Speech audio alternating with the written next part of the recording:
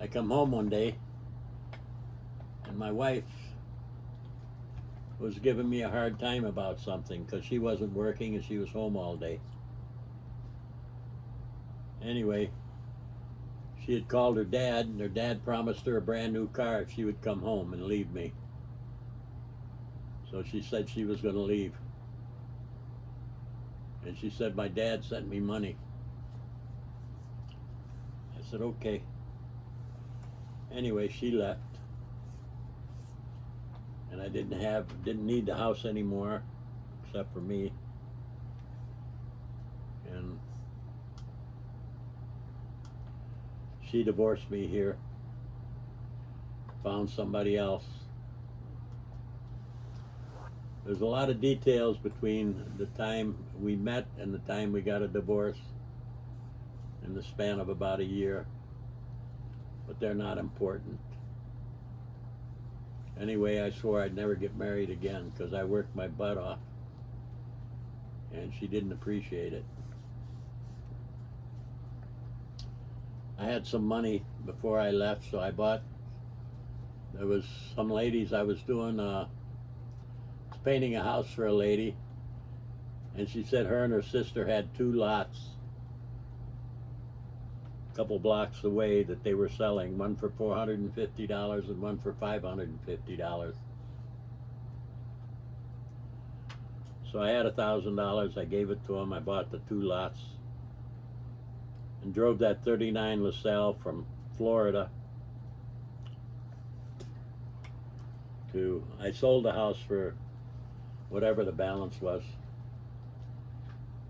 and I came back to Michigan, and I lived with my dad. Then in 1963 I went to Greece, and I met the love of my life at a baptism. She was 16 years old, playing some records. I was 26. And I asked her to dance with me. And she says, no, my brother would kill me. I said, who's your brother? She says, he's off island. And the guy I was with said, no, he isn't. He's downstairs cooking. So I went downstairs. I saw this guy, this bald-headed guy. Looked like he was old enough to be her father, and he was. And I said, I want to dance with your sister, can I? He says, sure, he says. He waved his hand. He says, go ahead. So I went up and grabbed her by the arm, pulled her out on the dance floor, and I danced with her. She was trembling all the time I was dancing with her. And anyway,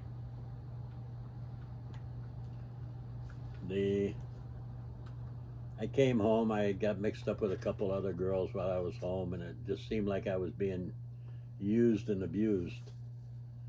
And I was working hard. I had the restaurant on Mount Elliott in Milwaukee. And one day after I drank a couple glasses of wine, I woke up and I just went to the phone and I called my mother. I says, Mom, I says, I don't like living like this. I'm going to Greece and I'm not coming back until I get married. My mother was very happy. So I got tickets and I went to Greece. When I got there, I got off in Athens, and Nikki, my wife, was there with her aunt and her cousin in Athens. So I rented a room at the Florida hotel, and I still hadn't kissed Nikki. All we did was just talk a little bit, and every time we got together, we didn't have that much in common, except that I knew she was a good girl, had a good reputation, and I was a roustabout. But anyway, we got together and set up a wedding date. The one of her brothers from Athens was there, and the rest of the group was from the Florida hotel. The manager and the maids and those people. And Nikki had a cousin that lent her a beautiful wedding dress. She put it on, and we got married. And as soon as we got married, we came to Michigan.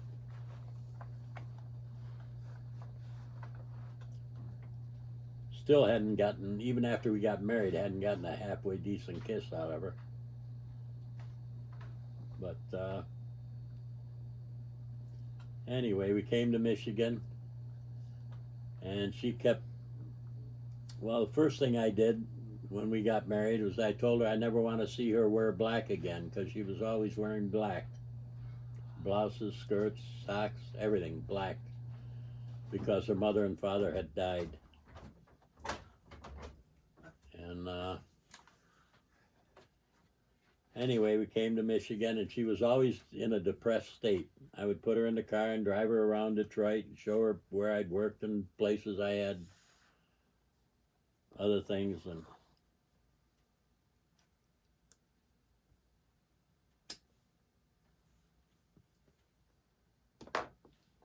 I couldn't understand why she was depressed. She never talked. And I kept saying, well, what's wrong? You're not happy. What's wrong? You're not happy. And it didn't dawn on me that we were sleeping on a mattress in the corner, and she came to the United States for a better life. And where she was, they had a maid that used to come in and clean the house for her aunt. And her aunt used to sell beans and peas and corn and flour, stuff like that, and make a few dollars. But they had decent bedding and all that stuff. One day, after about a month after I threatened to send her back to Greece because I didn't want her to die here, she said, you know, we go to your mother's house for dinner, and she has a table that'll seat 10 people, and we all sit around the table and we eat. She cooks, sits around the table, and we eat. We go to your brother's house, same thing. They got a dining room table, half a dozen chairs, we sit and we eat. We go to the other brother's house, the same thing. She says, here in this house, she says, we don't have a decent bed to sleep on. We have 3 chairs in the kitchen, and that's all. Who can I invite over here if I wanted to cook? I looked at her, I said, is that really all that's bothering you? She says, yes. She says, I wish I had more tables. I wish I had a dining room. I wish I had a decent stove. I said, it's not a problem in the world. Not a problem in the world. You mark down what day this is, and in 1 year, you'll have a house with a dining room, all the furniture you want, all the money you need to spend to go shopping and do whatever you want. You'll have dishes and everything that you need. 1 year. But for 1 year, I don't want you to ask me, where are you going? What are you doing? When are you going to be back? Or anything. Just have patience for 1 year. So I got on the telephone. I called my buddy John Hotka, the guy that had the jukebox and the cigarette machine in my store on Mount Elliott, Milwaukee. I said, I need another restaurant. He says, well, my buddy Dan Welber's got office over there on Woodward and Seward.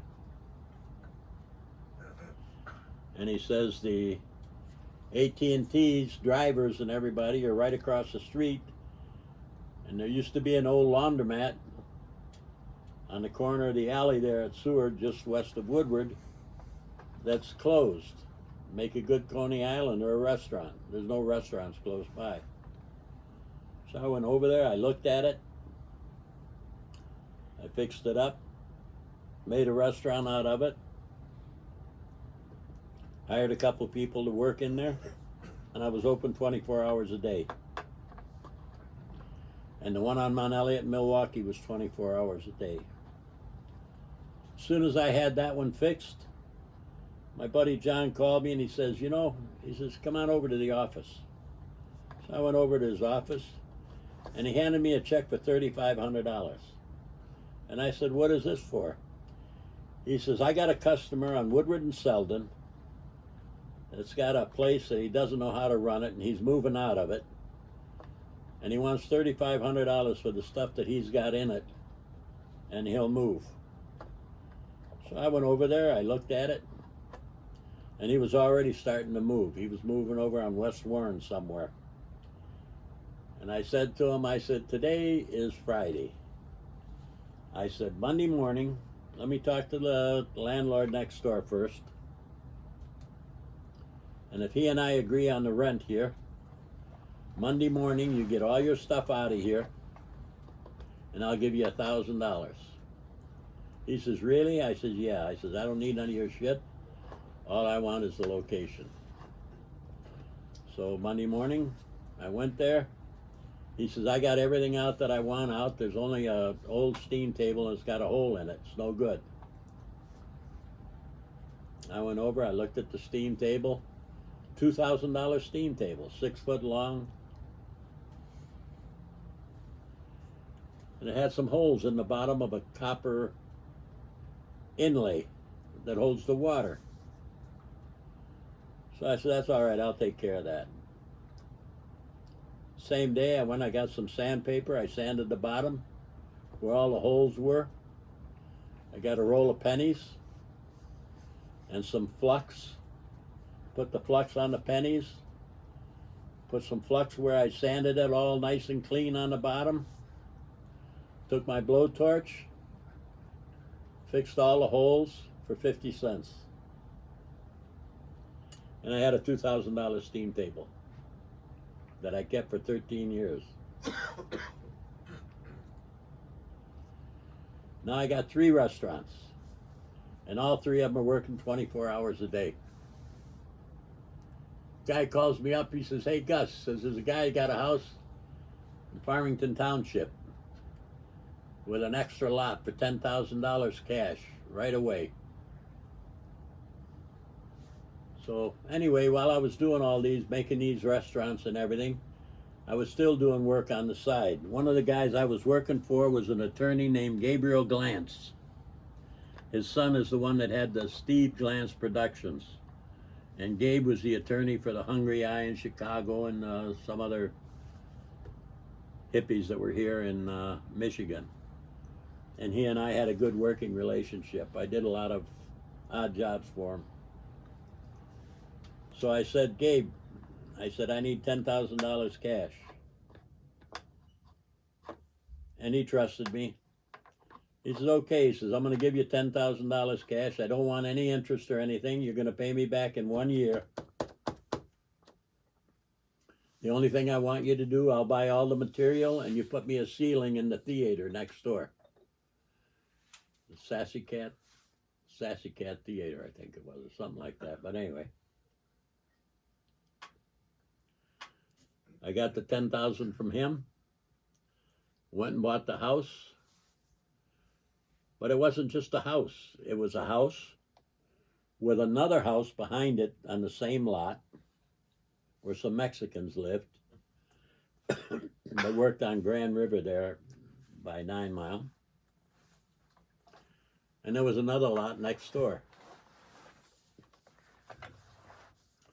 I went and I bought it. I took my wife, Nikki, I says, here's our new house. I took her out there. Started remodeling the kitchen, the bathroom, cutting out some walls, making the dining room bigger, a living room, a couple of bedrooms for our kids, because now we got 2 kids. And anyway, we fixed the house up, had to put a new sewer in it, because the sewer had broken. That was something else. I got a big balloon because the sewer was plugged up, and I put the balloon in the sewer, and I turned the water on, and it was blowing the toilet paper out of the sewer line through the stack above the toilet onto the roof. Toilet paper and whatever else was in there was just shooting out of that, just bubbling out of that, until only clear water came out. But anyway, we fixed the house up. We're all done. I'm picking up the tools and I'm putting them in the station wagon that I had, ready to leave. The little guy comes up to me and he says, "Hey, you're not going to rent this house, are you?" I said, "We weren't thinking about it." And yeah, Nikki turns around. She says, she said, "This is a long way from the restaurants," and she was right. So I looked at the guy. I said, "Okay, you can rent it." So I rented him the house, and we went back to our house. A few days later, I found a house on Danbury and Penrose for sale. $11,000. That was a lot of money, but that's okay. I had money now. I got 3 restaurants bringing in a couple dollars a day here and there. And I bought the house on Danbury. I gave them $1,000 down or $2,000 down, something like that.